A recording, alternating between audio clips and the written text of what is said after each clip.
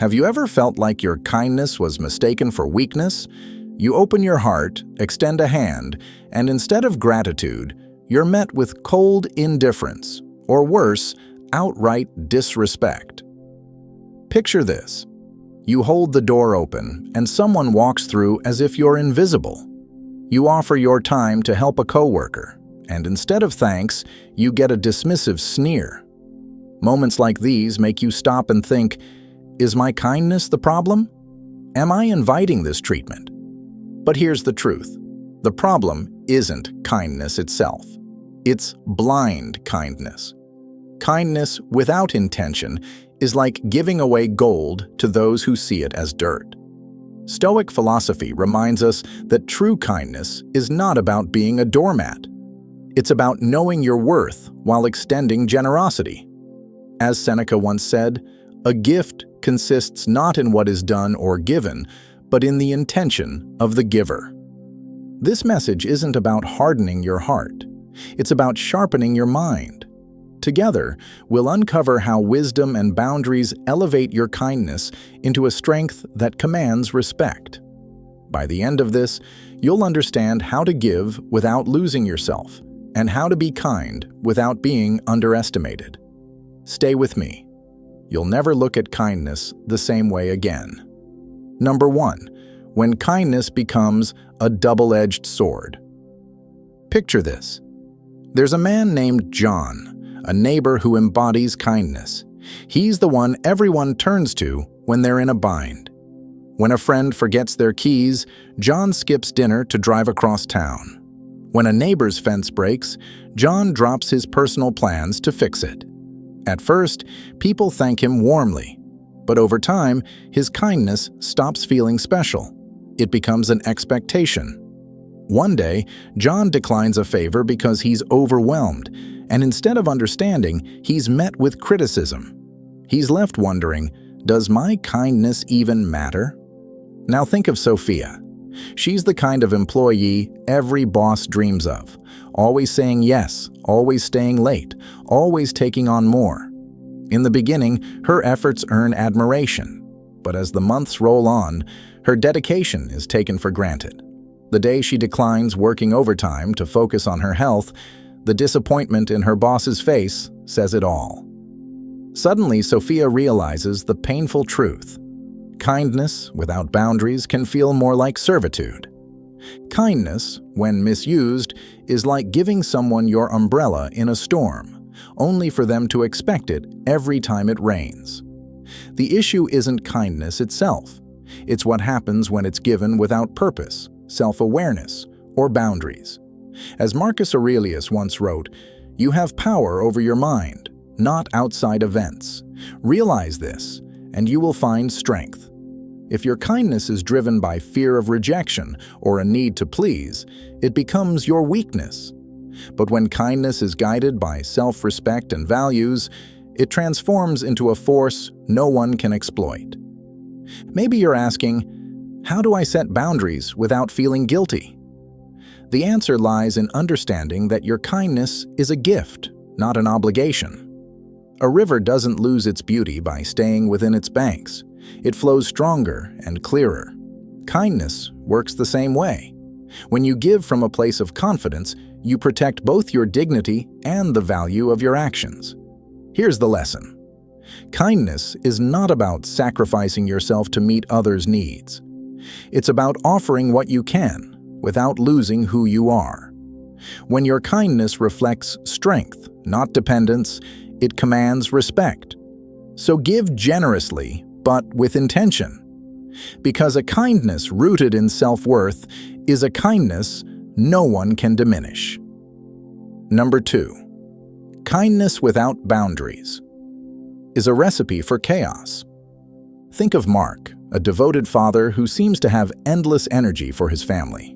He works long hours to provide, spends evenings fixing what's broken, and dedicates his weekends to chauffeuring his kids to endless activities. At first, his family showers him with gratitude, but soon his generosity becomes an unspoken rule. The day Mark says no because he's completely drained, he's met with, "Why not now? You always help." That's the moment Mark realizes his constant kindness isn't earning respect. It's fueling entitlement. Now imagine Lisa, a nurse who gives her all to her patients and always steps in to help her coworkers. In the beginning, her efforts are praised, but over time, they're taken for granted. One day, she decides to take a well-deserved break to focus on her health. Instead of support, she's met with disappointment for not being as reliable as before. That's when Lisa sees the harsh truth. Kindness without boundaries turns into a trap. Why does this happen? Because when kindness comes without limits, it's no longer seen as a gift. It becomes an expectation. As Epictetus said, know first who you are and what you're capable of. If your kindness stems from a need to please or a fear of rejection, it's like giving away pieces of yourself until there's nothing left. But when it's grounded in self-awareness and purpose, it becomes a source of immense strength. At this point, you might wonder, how do I balance kindness and self-respect? Picture kindness like a flame.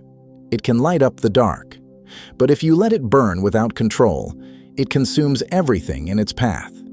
Boundaries are not selfish walls. They're the framework that keeps your flame strong and steady. Without them, your kindness risks becoming a cycle of resentment and endless demands. Ask yourself, am I saying yes because it feels right, or because I'm afraid to say no? These questions act like a compass, helping you steer your kindness in the right direction. Boundaries protect not only you, but also the value of your actions. As Marcus Aurelius wrote, the soul becomes dyed with the color of its thoughts. By practicing mindful kindness, you create relationships built on respect, not expectation. When kindness is intentional, it enriches both the giver and the receiver. It's no longer just a gesture. It's a strength that commands admiration. Number 3, protecting your kindness without losing yourself. Picture Jack, a man known for his boundless generosity. Need help moving? Jack's there with a truck. Overwhelmed at work? Jack takes on extra tasks without hesitation. At first, people are grateful for his efforts, but over time, his generosity morphs into an expectation. One day, Jack finally says no. He's drained and just can't do it. Instead of understanding, he's met with disappointment and even criticism. That's the moment Jack realizes something harsh. His kindness, once valued, has been exploited. Now think about Emily. She's a mother who puts everyone else first. She skips her hobbies, sacrifices her evenings, and puts her family's needs above her own. At first, her selflessness is appreciated, but soon it becomes routine. When Emily decides to claim just one evening a week for herself, to read, relax, or unwind, her family resists.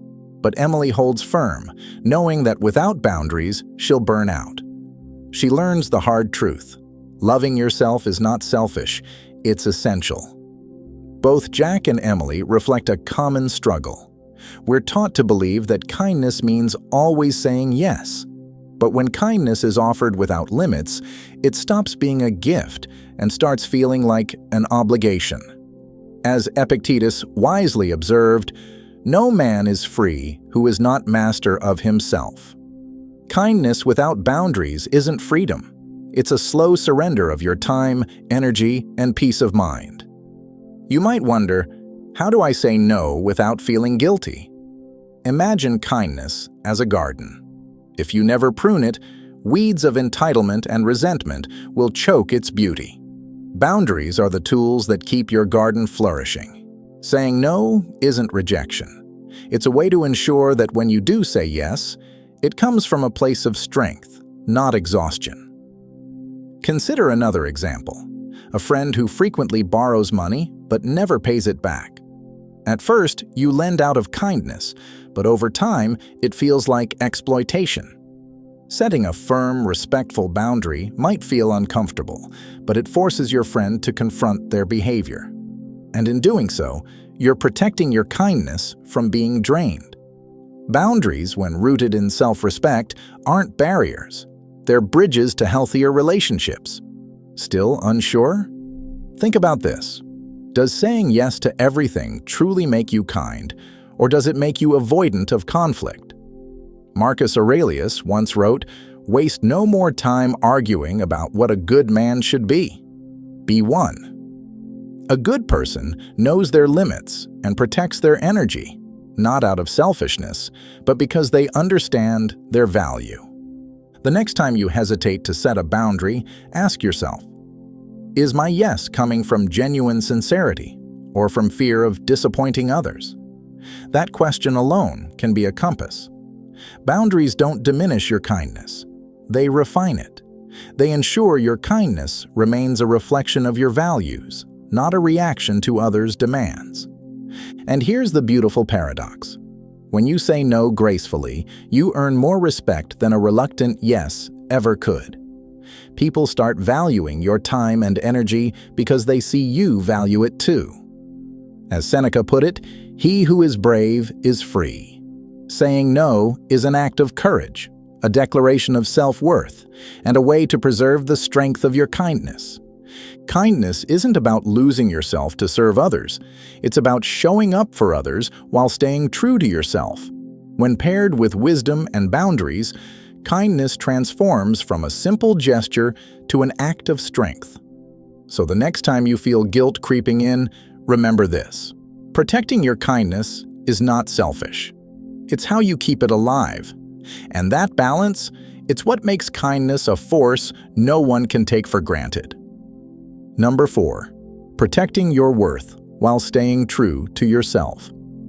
A few years ago, I spent an entire Saturday helping a close friend fix their car.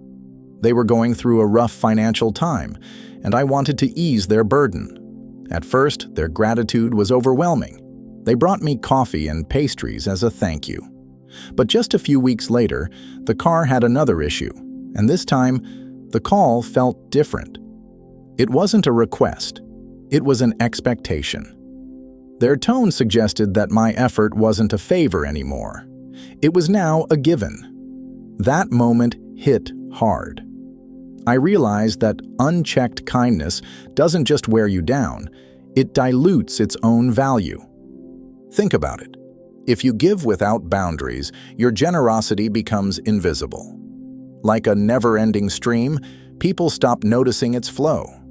Stoic philosophy teaches that true kindness must walk hand in hand with wisdom. Marcus Aurelius once wrote, "Be tolerant with others and strict with yourself." Tolerance doesn't mean letting yourself be used. It means acting with intention, knowing when to give and when to hold back.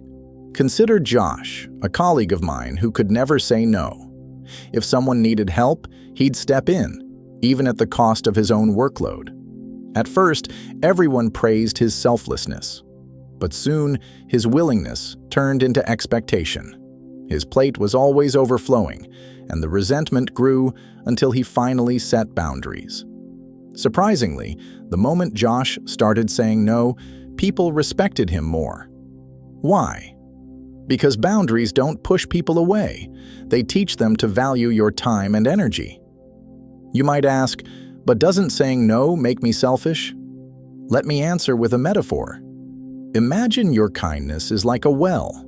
If everyone keeps taking water without giving it time to refill, the well runs dry. A dry well helps no one. Setting boundaries isn't selfish. It's how you protect your ability to give. Now picture a busy mother who dedicates every waking moment to her family. She sacrifices her hobbies, her peace, and even her health. At first, her family appreciates her efforts, but over time, they expect it. When she finally carves out one evening a week to attend yoga, her family feels unsettled. But slowly, they notice the difference.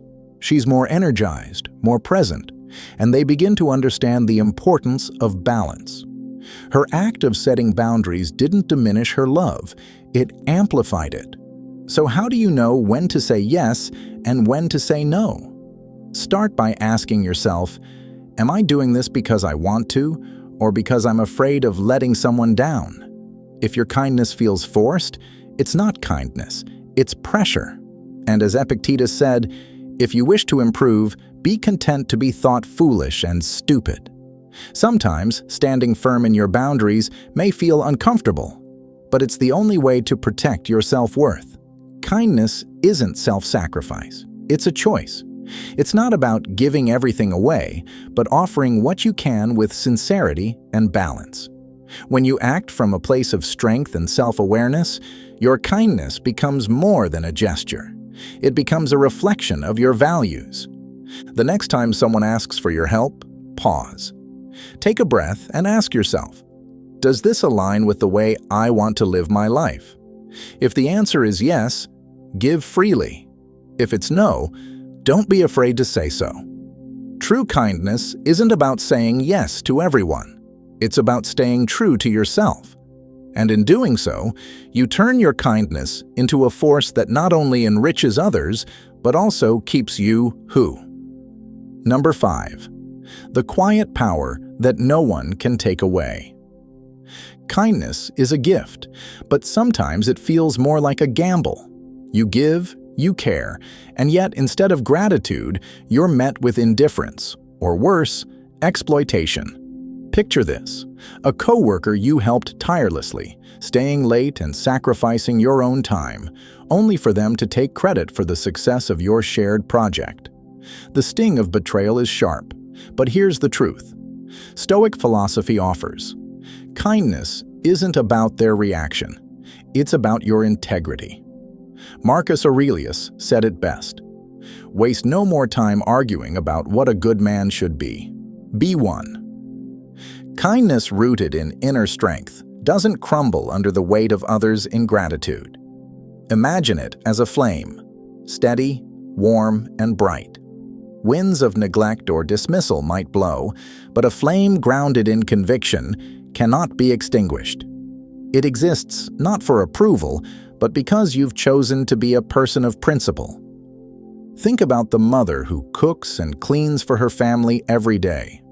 At first, her dedication is met with smiles and gratitude, but over time, it becomes routine, unspoken, and even expected. If her kindness were tied to the need for acknowledgement, she might feel drained and disheartened. But if her kindness stems from love and a belief in the way she nurtures her family, then her strength remains unshaken. Her acts are no longer dependent on external validation. They're rooted in her core values. You may wonder, how can I keep giving without losing myself? The answer lies in balance. Kindness isn't about endless sacrifice. It's about offering what you can, from a place of strength, while maintaining self-respect. It's not an open door for others to walk through at will. It's a gift, not a transaction.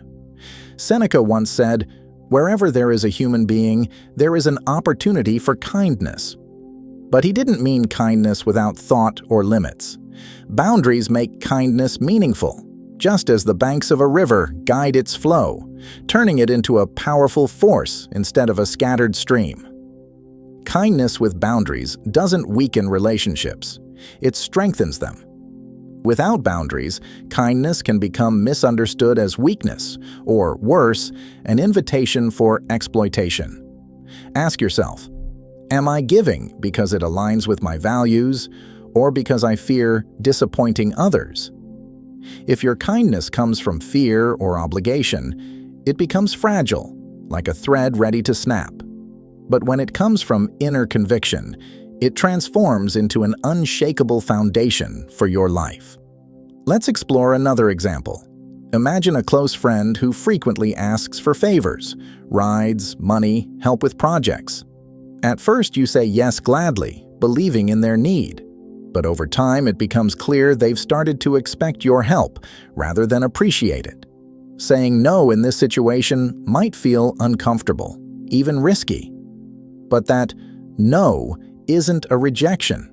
It's a way to protect your time, energy, and peace of mind. And more often than not, that boundary teaches others to value what you offer, instead of taking it for granted. True kindness strikes a balance between generosity and self-respect. It's not about letting others walk over you. It's about choosing to give with intention. Epictetus once said, "No great thing is created suddenly." Kindness, too, grows gradually, nurtured by self-awareness and firm boundaries. Without those, it becomes hollow, leading to resentment for the giver and entitlement for the receiver. The world often praises toughness and self-interest over tenderness, but kindness, when practiced wisely, is a quiet power that can't be shaken. It's not about proving your worth. It's about living your values. The next time you hesitate to give, ask yourself, does this kindness reflect who I want to be? Does it strengthen me or drain me? When kindness aligns with your values, it becomes an act of inner strength, no matter how it's received. Remember, kindness isn't weakness. It's the choice to remain compassionate in a world that often forgets to be. But that choice must honor your self-worth. When you protect your kindness with boundaries, you ensure that it grows stronger, not weaker, with every act. As Seneca reminds us, true happiness is to enjoy the present, without anxious dependence upon the future. When your kindness is rooted in your own peace and integrity, it becomes a source of happiness, not just for others, but for yourself. If this message resonates with you, let's spread this understanding of kindness far and wide. Like this video, subscribe to the channel, and share your thoughts in the comments. Together, we can inspire a world where kindness is a strength, not a weakness, a choice, not an obligation. Let's keep this flame alive. Thank you for being here, and I'll see you in the next one.